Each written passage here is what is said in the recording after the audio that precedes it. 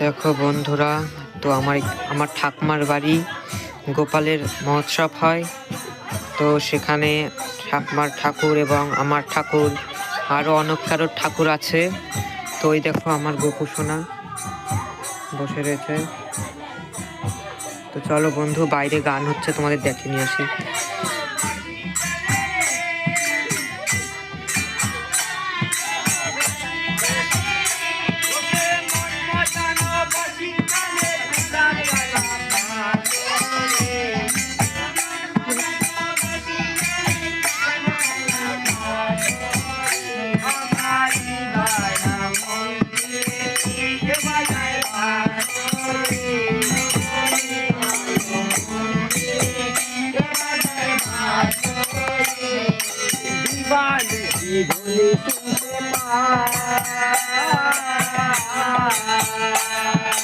অন্বেষণে কবু কারো দর্শন না পায়।